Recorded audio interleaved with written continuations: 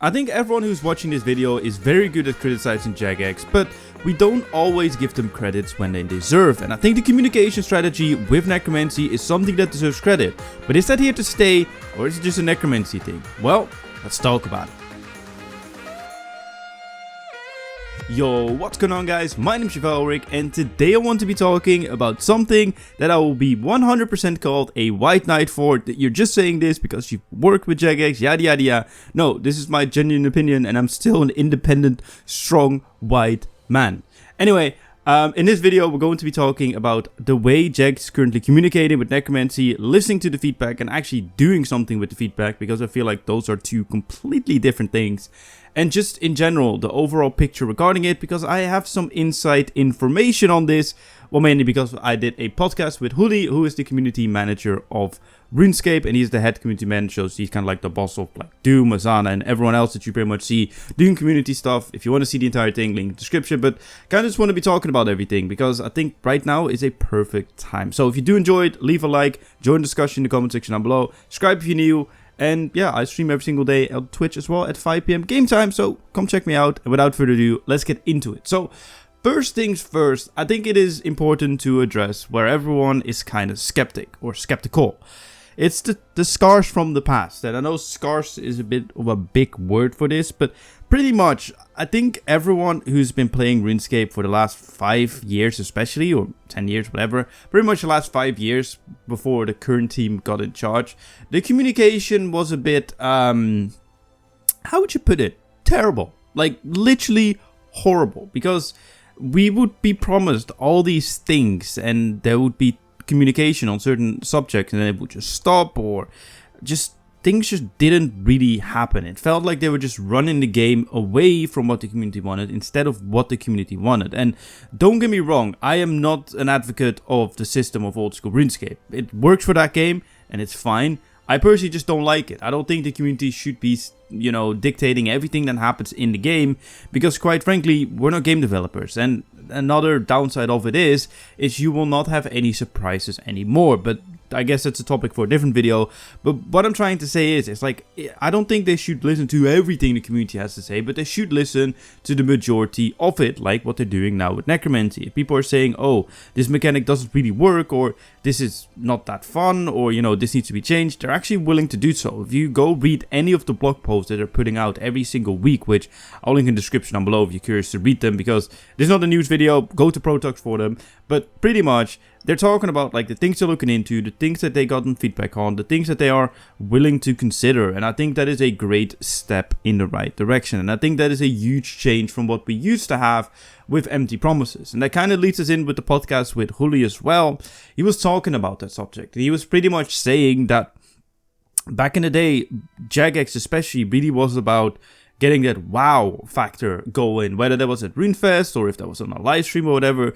They just wanted people to be really excited about things, even if they couldn't deliver on them. Even though they might have not known that they couldn't deliver at the time, they knew it would be hard, but they wanted to. So I wouldn't say it came from a negative point of view that they would be, you know, doing these announcements that they couldn't live up on. But at the same time, if you already know it will be difficult to live up on it, maybe keep your mouth shut. And I think that is what they're currently doing. And that is something Huli was talking about in the live stream as well. Necromancy is just the start. He had this nice quote where Doom initially said that this is a bingo card for Huli, because he apparently says it every single day. I can just imagine him walking around the office being like, crawl, walk, run. Crawl, walk, run. Which pretty much means we're currently still, according to him at least, in the crawling stage, and we're going to be walking and then running. So if this is just the beginning, that is very promising. Of course, we still need to just hold out our hope and not just get excited too much, because, you know, we still have to wait and see for it to happen. But I think what they're doing with Necromancy and being so in tune with the community, like the developers are on Twitter, they're currently all pretty much like listening and, you know, talking to the community and having discussions. I mean, of course, if you're not on social media, you might not see this, but it generally does happen. Like, I see a lot of discussions on my timeline of Sponge or Mod Ryan, who are two people that are very much involved into Necromancy, discussing with people about certain things that, you know, might need to be changed. And I quite often see a reply like, oh yeah, I will look into this, or oh, I will write this up, or oh yeah, we'll look into getting this change. And obviously, they can't change everything instantly, but I guess that is exactly what they have done as well. And I think that is why it felt so wrong, because I know what a lot of people are going to say in the comment section down below. Before pretty much like late last year, that like, I guess, Legacy of Zamorak period or season, which I guess is a good thing about the season. You can just be like, oh, that time period in RuneScape. I think the Legacy of Zamorak season kind of got everyone with a sour taste in their mouth, or at least like around that, when the communication was probably at an all-time low. We didn't hear anything from RuneScape. We pretty much got a roadmap presented and that was it, and there was nothing more. And at that point, I think a lot of people lost faith as well, and I think that's where a lot of people got even more annoyed, because it's just been whack, really. And I think what really has changed is that the right people are now in the right places. You currently have Azana, who mainly is there to, you know, keep an eye on all the content creators, not just YouTubers and streamers, but also artists and everything. Like, seriously, I got my channel's design done by ACPL, which is a smaller designer, I guess, compared to some other names. He knew exactly who it was, so he's really good in it. And if you need anything, you can always contact him as a content creator.